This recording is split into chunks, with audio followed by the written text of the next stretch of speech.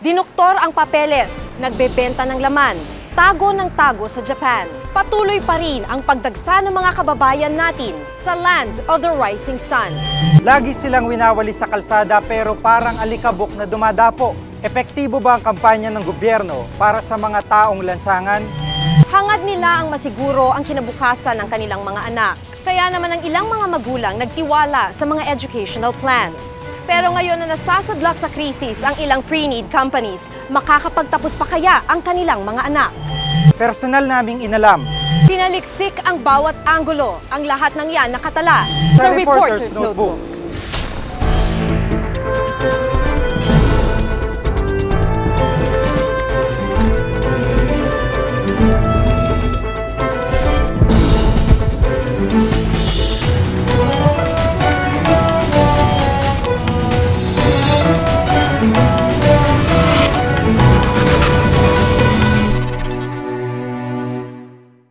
Araw-araw sinasamsam sila mula sa mga lansangan, dinadala sa mga rehabilitation center. Tutulungan daw na mareforma, pero bakit tila walang epekto ang kampanya? Dahil ang mga sinasabing isinalba, nakakabalik pa rin sa mga eskinita.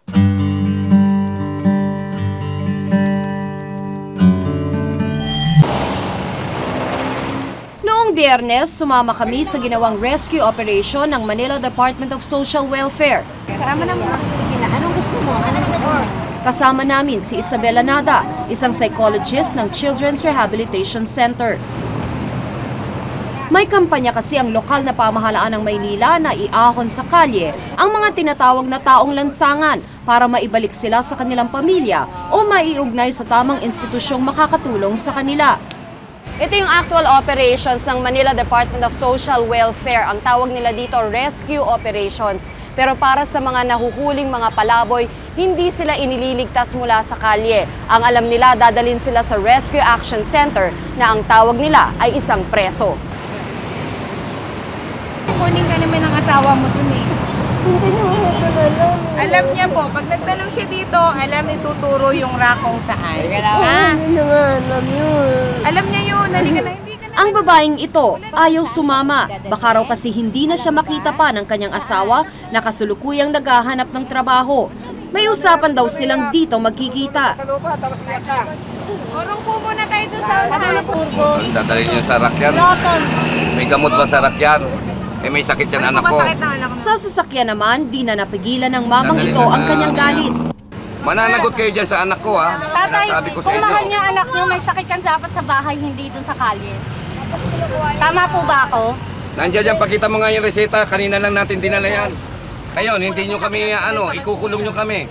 Pag yan, may nanagot dyan. Nang di siya mapatahimik ng mga social worker, tinabihan siya ng isang pulis. Kami naghahanap buhay kami. Naghahanap buhay kayo, doon naman kayo natutulog sa kan. Eh wala rin, bagansya rin abutin nyo. Pagdating sa Manila Reception and Action Center o RAC, ang tanong sa kanya, kung di raw siya palaboy, bakit daw siya marumi? Walang hanap buhay, yun ang hindi. Kasi tignan mo itsura mo. Mekaniko ako eh. Eh yan o, ID ko. Sige. May mekaniko ako. A-assist ko ang situation mo ha. Puna ng psychologist na aming kasama, Ang isang nakita kong mahigpit na paglabag sa karapatang pantao doon ay yung hindi pagpapaliwanag ng buo para saan yung rescue, para saan yung RAC. Imbes na makatulong tayo ay nagdagdag pa at nakapagdulot tayo ng takot. maganda sana ang layunin ng RAC, protektahan ang kapakanan ng mga taong lansangan, lalo na ng mga bata, sa pamamagitan ng pagliligtas sa kanila mula sa kalye. Pero ibang narinig namin mula sa mga taong kanilang kinuha. Mahigpit sa media ang mga taga-RAC, limitado ang pwede naming kunan. Hindi rin kami pinayagang kausapin ang mga nasa loob. Nagugutuman ba kami? Walo ang social worker dito para sa halos 300 katao. Ayon kay Rod Ramos, officer in charge ng RAC, kumpleto ang pagkain at may mga aktibidad para pangalagaan ang pangangatawan at karunungan ng mga pansamantalang narito. Meron po bang special programs for them? Meron naman ako. Ano pong klaseng?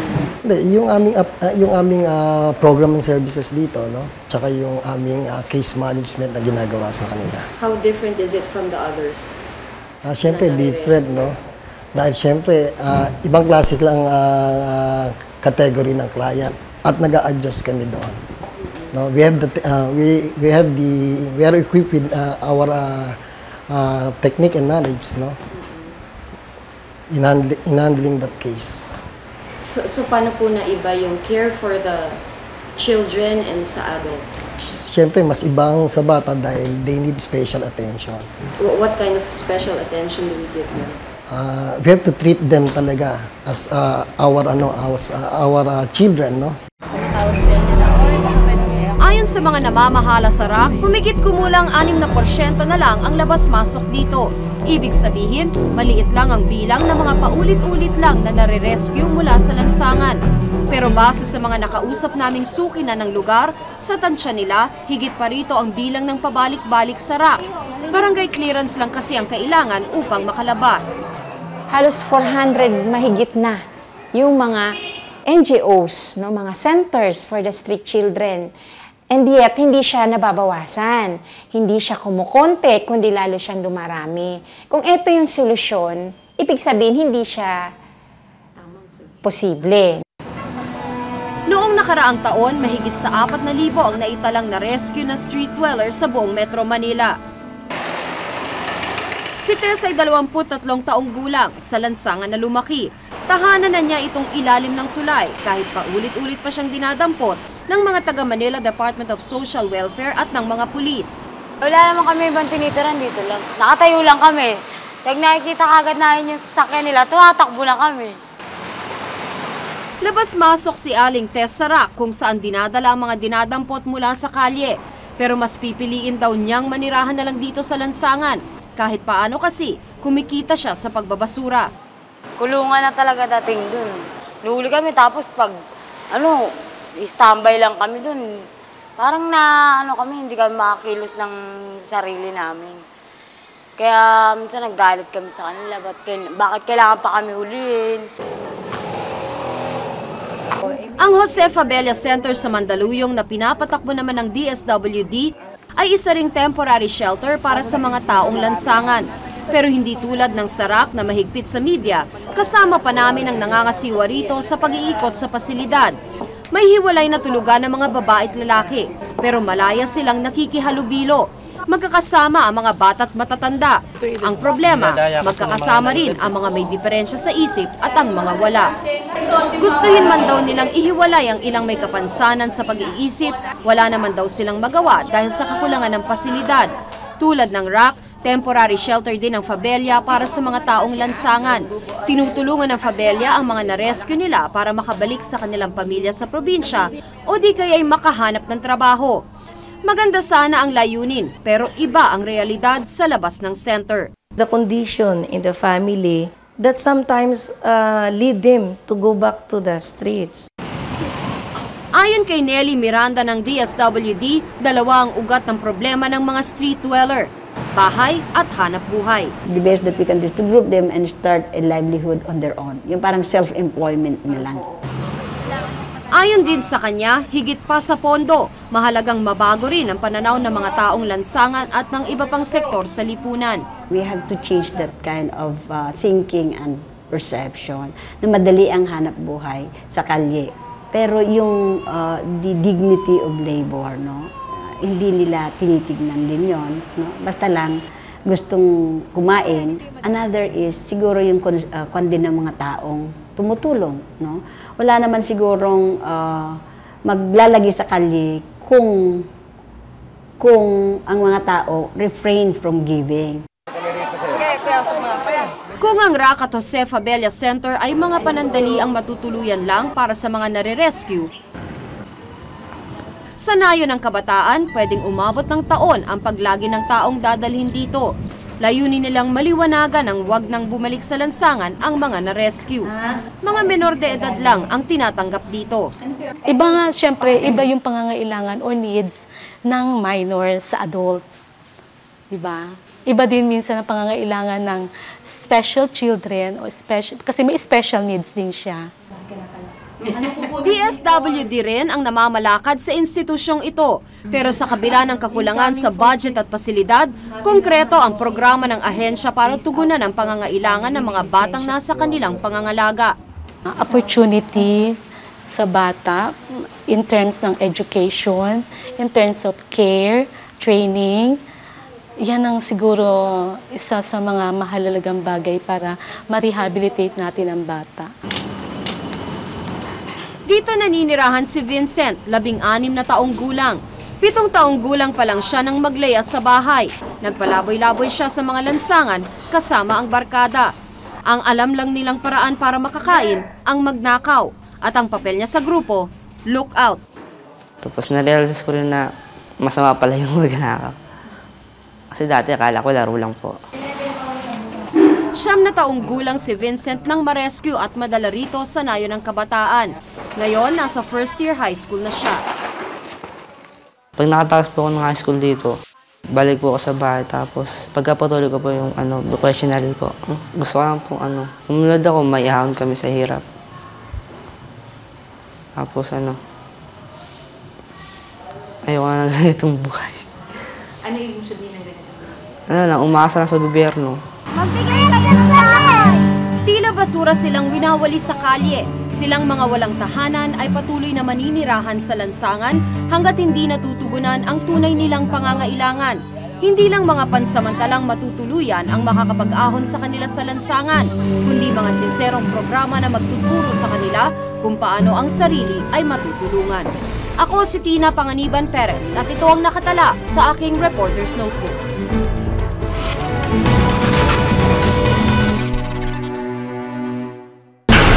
Paano kaya ito pagka hindi nagawa ito?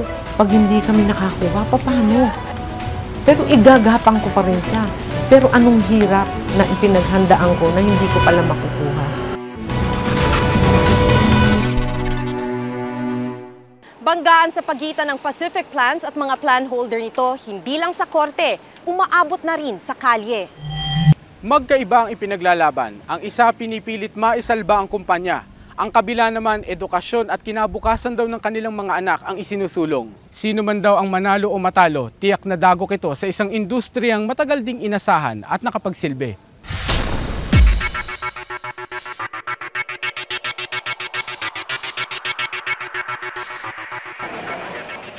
Hindi magkandamayaw ang mga Pacific Plan holder sa pagpapalista sa kanilang itinayong grupo.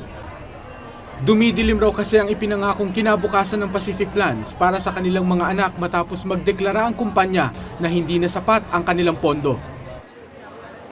Si Ella, second year high school na sa pasukan. Pinagtiyaga ang bayaran ng kanyang inang si Aling Carmen sa Pacific Plans ang kanyang educational plan. Byuda na si Aling Carmen at ngayon wala na siyang matibay na hanap buhay para itaguyod mag-isa ang edukasyon ng anak na si Ella. During the time na medyo maganda ang business ko, naisip ko na pagdating ng anak ko ng high school, baka ako'y manghina na. Sabi ko, kaya yun pinaghandaan ko talaga. Bumili ko ng Pacific na inaakala ko na talagang yun ang makakatulong sa akin. Hindi biro ang 200,000 pesos na binuno niya hanggang 1996 para sa high school at college educational plan ng anak. Paano kaya ito pagka hindi nagawa ito? Pag hindi kami nakakuha, paano? Pero igagapang ko pa rin siya. Pero anong hirap na ipinaghandaan ko na hindi ko pala makukuha? Noong nakaraang buwan, humingi ng permiso ang Pacific Plan sa korte para pansamantalang ihinto ang pagpapa-enroll nila sa mga plan holder. Bahagi ng kanilang petition for rehabilitation. Wala na raw pera ang kumpanya at sa taong 2010 pa ulit magkakapondo mula sa makukolektang pera sa kanilang investment sa Napocor. Dahil nga sa sobrang taas ng tuition fees bawat taon, pumapalo ng at most 35% per annum, ang kita ng kumpanya hindi naman kayang habulin yon. Kumikita lang ang Pacific ng 10 to 14%. Hindi naniniwala si Attorney Philip Piscio na lugi na ang Pacific Plans. Siya ang pinuno ng Parents Enabling Parents Coalition Incorporated o PEP Coalition, isang grupo ng mga dismayadong Pacific Plan holder. Ako ay naniniwala na sila lang ang gumawa ng sitwasyon na kunwari papakita nila na sila ay walang pondo. Para nang ganon, i-rehabilitate nila. Kumbaga, ang tingin namin, nung nakita namin, tinatakasan lang nila yung obligasyon nila. Binenta niya ngayon, binenta niya ito, dito. So ito na ngayon may-ari niyan. Kaduda-duda rin daw ang paglipat-lipat ng pondo ng Pacific Plan sa iba't ibang kumpanya na hawak din daw ng mga Yuchengco. Kaya namin nilalabanan to para hindi na maulit ang mga kalokohan na katulad nito. Dahil kapag nilabanan namin to, titino ang mga ibang pre-need companies. Ang Securities and Exchange Commission o SEC na dapat sana'y tagabantay ng mga pre-need company gaya ng Pacific Plans ay walang kamalay-malay sa naging pagbagsak ng Pacific Plans. Tinawag nga namin ang kanilang atensyon dyan. Ano ang ginawa naman ng Pacific Plans? So sila ay umaksyon. So ang representation nila sa amin, ang pinapamukha nila sa amin, itong aksyon namin ay para maprotektahan ang plan holder. Bilang regulator, sino ba naman kami para questionin ang protection ng plan holder? Yan nga ang ating pinangangalagaan eh. So, hindi natin ma-question yan. Wala naman silang dinalabag na rule so far. So, pinayagan namin. Tila hindi raw sapat ang naging pagbabantay ng SEC sa investments na ginawa ng Pacific Plans. Dapat para silang mga agila na binabantayan nila, lalong-lalo na itong mga pre-need companies na ito. Dahil ang daming mga Pilipinong umaasa dito sa pre-need companies para managot dun sa mga obligasyon nila. Binabantayan din po yan. Tinitingnan namin in such a way na hindi naman sila na, may sinasabi sila pag minsan na baka ini-invest yan para lokohin ang mga plan holders. Huwag naman ho sana mangyaring ganon. Nung nakaraang taon, nagkaroon ng problema sa pondo ang College Assurance Plan o CAP. Ngayon, sumunod naman ang Pacific Plans. Sa kasalukuyan, mayroong 33 bilang ng mga pre-need company sa bansa.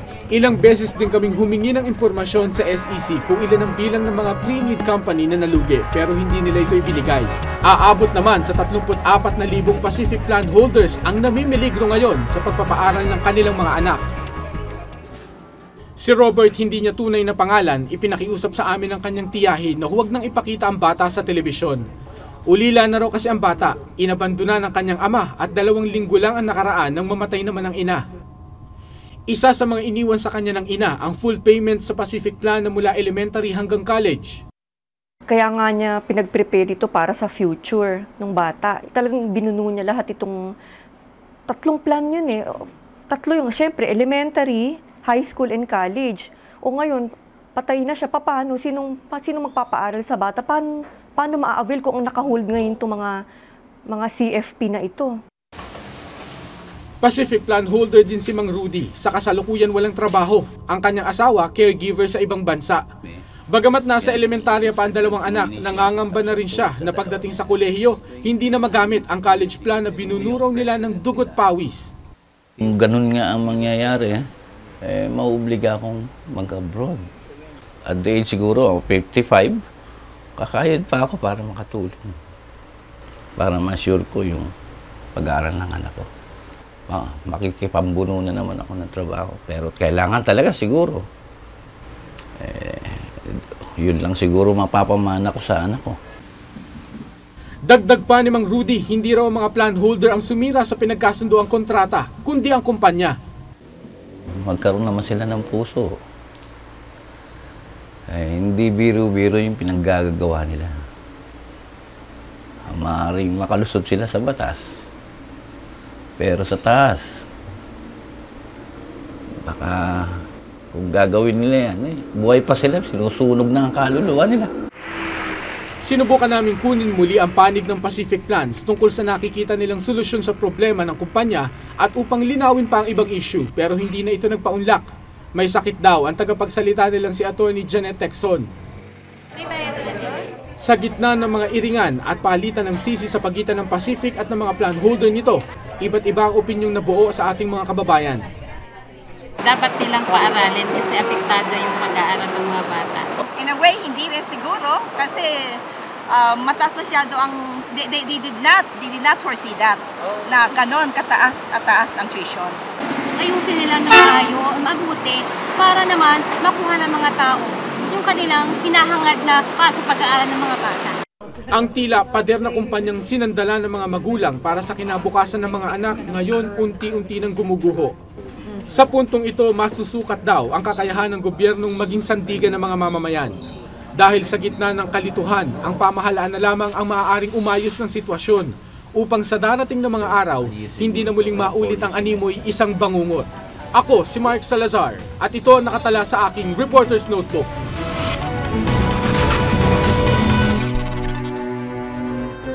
Sa harap ng mga club, nakadisplay ang mga larawan ng mga Pinay, pang-akit sa mga customer. Pero ang ilan palang may-ari ng club dito, ginagatasan ang kanilang mga entertainer.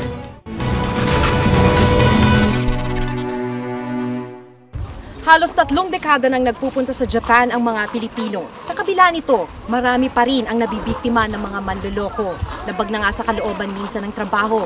Di pa makuha ang pangako sa kanilang sweldo.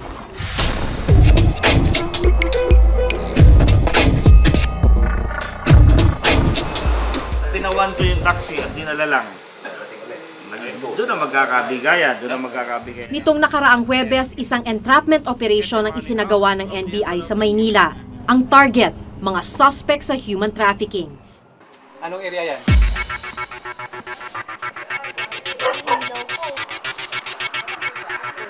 Isang biktima ang na-rescue at naaresto ang bugaw ng 15 taong gulang na bata na si Teresita Porras.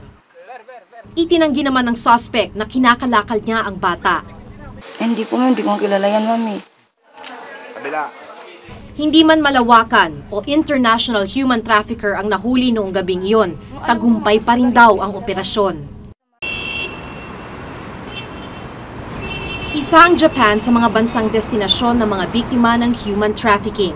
Pinapangakuan ng magandang buhay at malaking sweldo, pero buhay alipin pala ang kanilang daratnan dito. Ang human trafficking ay ang iligal na paggamit sa mga tao para pagkakitaan. Kasali rito ang pagdala sa mga kababaihan sa sex trade at iba pang mga mapang-abusong sitwasyon. Ang sinusukat dito, yung kinahinatnan mo. Kung ang kinahinatnan ng migrant worker o ng sinasabi nating trafficking victim ay isang situation of abuse and exploitation. Tawag nila sa mga apartment na ito ay mansion. Sa mga ganitong klaseng building, pangkaraniwang tumitira mga entertainers. At pagsapit ng gabi, saka lang sila lalabas ng bahay para magtrabaho. Marami rito ang mga professional entertainer, habang ang ilan, ibang aliw ang dala. Pinaniniwala ang sangkot ang Yakuza sa trafficking ng mga kababaihan mula sa iba't ibang bansa para ikalakal sa sex trade dito sa Japan. Sa isang red light district sa Japan, ito ang madaratnan. Dikit-dikit na mga club na pinagtatrabahuhan ng mga Pilipino. Sa harap ng mga club, nakadisplay ang mga larawan ng mga Pinay, pang-akit sa mga customer. Pero ang ilan palang may-ari ng club dito, ginagatasan ang kanilang mga entertainer.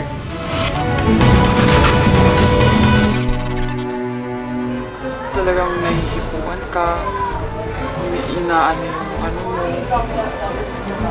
Tapos sundutin nila yung mood mo. Mga customers always right naman, di ba?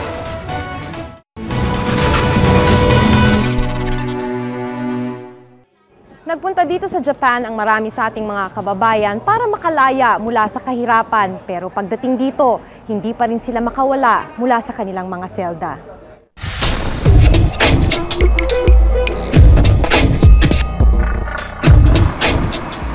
Si Aida, 16 na taong gulang pa lang nang magpunta sa Japan.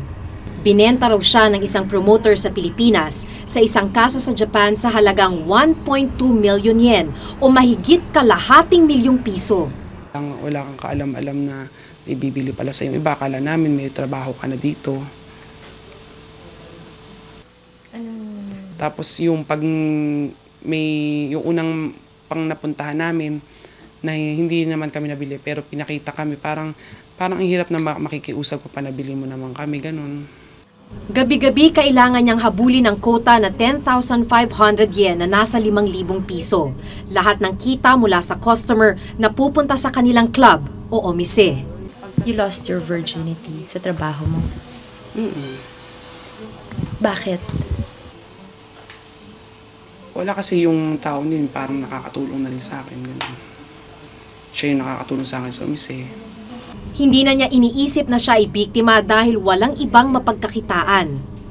Wala ka nang magagawa pag naabuso ka. Buti na lang, siguro yung napuntahan ko, mas okay na hindi siya yung inaano yung mga sariling talento. Yung iba kasi, yung mga sariling talento nila, ginagawa nilang babae nila, ganun. Ang kasamahan ni Aida na si Tess, di natiis ang ganitong palakad kaya tumakas. Gusto nila may kapalit kagad. Hindi naman ako pwede. Nang ganon, punta kagad ng hotel, ganyan-ganyan. Kaya nagkuhan sa akin yung manager, yung pinaka-manager ko na bakit ayaw mo? Sabi ko hindi ko kayang ibigay yung katawan ko. Hindi niya sinumbong at hinabol ang mga taong nanloko sa kanya. Dahil sa kabila ng naging karanasan sa Japan, wala pang balak umuwi si Tess sa Pilipinas. Inisip ko naman, kung uwi naman ako ng Pilipinas, ano naman gagawin ko sa Pinas? Wala naman akong ipon. Kailangan raw maunawaan ng mga babaeng biktima na sila ay inaabuso upang makaalis sa kanilang sitwasyon. Ang pagtingin doon sa babae ay isa lamang object na maaring gamitin, maaring ibenta, no? Kung sinong gustong bumili, bilhin. No? At dahil binili kita, kahit na ano pwede ko nang gawin sa'yo. Diba? Saktan kita, pilitin kita, kahit anong gawin ko sa'yo, binili kita eh. Yung ganyang klaseng institusyon ay isang institusyon ng karahasan laban sa kababaihan. Ayon rin sa Japanese Embassy, mapapadali ang pagsugpo sa trafficking kung magsusumbong lang ang mga biktima. Some of the victims would not like to report to the authorities about their situation because they are afraid of reprisals and so on. So that makes it somewhat difficult for the authorities to grasp the real situation.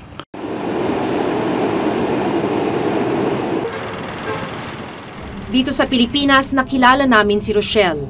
17 taong gulang siya nang magtrabaho bilang talento sa Japan. Trabaho niya ang aliwin at i-table ang mga customer na Hapones. Talagang nahihipuan ka, inaano yung ano mo, tapos sundutin nila yung foot mo. Customer is always right naman, di ba? Kauuwi niya pa lang mula Japan noong nakaraang taon. Tumaba raw kasi siya at di na naging kaaya-aya sa mga customer. Pero kampante si Rochelle na makababalik sa Japan. Maisasaayos naman daw ang mga papeles basta't alam mo kung sino ang babayaran. Papasok sa DFA. Tapos pagkatapos nun, sunod-sunod kami kukuha ng passport namin. Sa aprobahan? Approve na yun. Sa airport, check lang ang gamit doon. Binuksan yung mga maleta mo, lahat ng gamit mo titingnan. Pero pagdating sa papeles, wala naman. Ang di masusing pagbabantay ng gobyerno ang sinasabing dahilan kung bakit patuloy pa rin ang trafficking. Pero once there are Sagot naman ng Bureau of Immigration, hindi sila nagkulang sa paghihigpit sa mga lumalabas ng bansa, lalo na't moderno na ang kanilang ginagamit na teknolohiya. We inform our immigration officers na isubject talaga sa mahigpit na pag-examine sa passport. At kung makakita kami ng kahit na anong indikasyon na merong tampering yung passport, sinasubject agad namin sa secondary inspection yan. At kung kinakailangan, dala sa laboratory for analysis.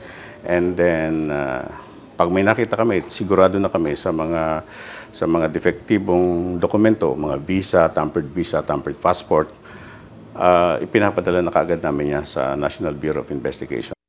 Video spectral comparator. Kung minsan daw, nagiging mas mahirap pa ang pagpigil sa mga pasahero kung tourist visa ang kanilang dala. Because of our constitutional right to travel, they're able to leave the country with tourist passports. Yun lang ang nagiging medyo parang problema ng bansa natin na hindi natin sila mapigilan. Because if we do so, we would be encroaching and violating their constitutional right to travel.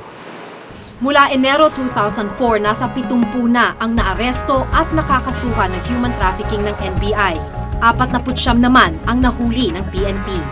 20 taon hanggang habang buhay na pagkakabilanggo ang naghihintay sa human traffickers sa ilalim ng RA 9208. Pero may nahuli man, wala pa ni isa ang nasesentensyahan. Sabi naman ng mga otoridad, ito ay dahil sa bago pa ang batas at wala pang basihan sa pagpataw ng parusa. Bago pa lang kasi yung batas, as a matter of fact, kumbaga hindi pa tayo natatapos sa information stage.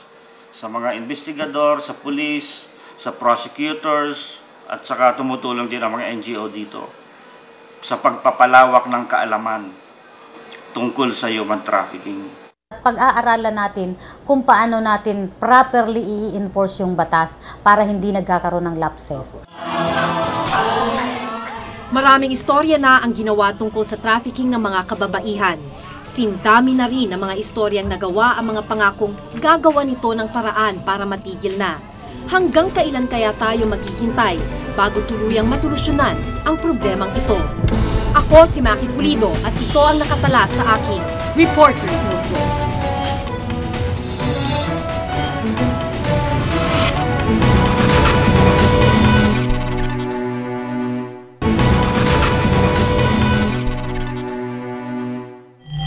Nais kayong ipasiyasat na issue o balita, maaari kayong tumawag sa amin sa numerong 928-4239. Maaari rin po kayong mag-email sa reportersnotebook@gmanetwork.com. Para sa malalimang pagtingin sa mga issue at balita, samahan nyo kaming muli sa susunod na Martes. Ako si Jiggy Manikad.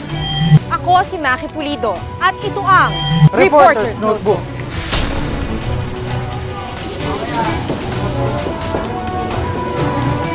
Pero pag gabi umuwi kayo. Alejandro. Alejandro. Alejandro. Borbon.